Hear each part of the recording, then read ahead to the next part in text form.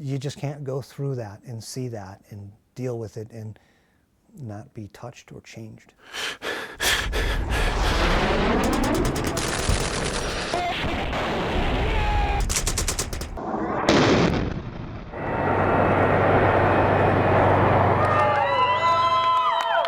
Many Utah troops come home from war to tributes and loving families, but for many, the joy fades fast. The euphoria lasts maybe a week. After serving in the Air Force, Edward Carey served 2 tours in Iraq with the Army. I'm proud of what I did. I'm proud of going over there. He saw people die, but as a combat medic, he also saved lives. The war changed him. You know, you slept with your gear next to your rack.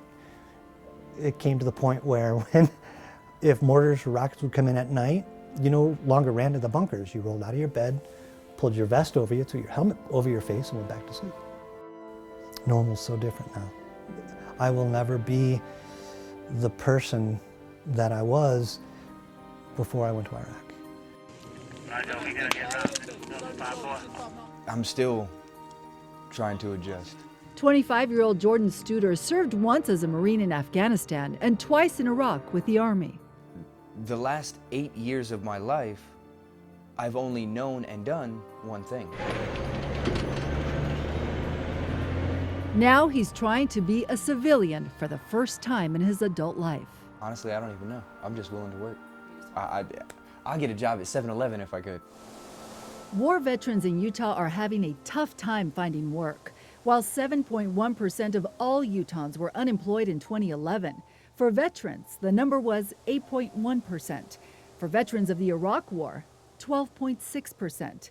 And for young veterans like Jordan, ages 18 to 24, some experts say the number is as high as 30% nationally. So you click on that. Jordan, who is from Texas, is starting over here in Utah. What's on your resume? My military career. My deployments, where I've been stationed, what training I've been through, my awards for deployments, the deployments I've been on, that's my life. Jordan has been sending out resumes since December, and he's had a few interviews. It's one of 3 answers.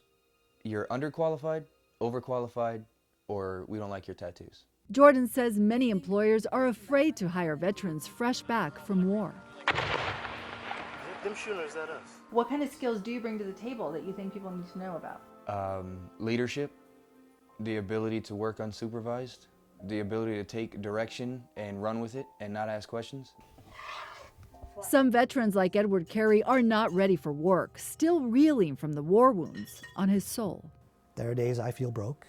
Edward still cannot forget the day in 2007 when his comrades were hit by enemy rockets. The Army awarded him for saving lives that day. How much more could we have done? The ones that were killed on the ground, there was nothing we could do. But yeah, I blame myself. Life has changed drastically for Edward's wife, Danja. So much frustration. You know, you want them to be the person they were before, and they're not, and they never will be. At first, Edward had nightmares, angry outbursts, then other reactions that hurt his family. I isolated. I shut down. I ignored the world to include my family. Edward has post-traumatic stress disorder. Recently, a 7-week program at the VA hospital in Colorado helped him make progress, but it's slow.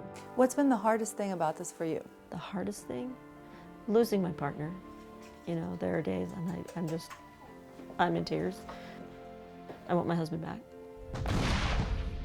The VA hospital says whether it is PTSD, unemployment, or physical injuries, many vets in Utah struggle to readjust to life at home. We're sort of running as fast as we can with the resources that we have. Patricia Goldberg says even those who do find jobs often feel alone. In the military, people do have each other's back. There seems to be, especially on the battlefield, there's an incredible amount of trust. And in the workplace, in the civilian sector, there isn't that same sense of protecting your fellow worker. In the military, we're all doing the same thing every day. this teamwork. And I miss it.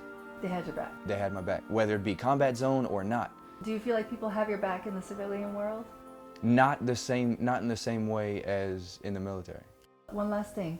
What is your hope for yourself? Get to the point where I've got my own place again. As a civilian, what's your hope for yourself, for your family? I wish that I could know that my family, to include myself, are safe. And I wish to never again have to even consider taking another life.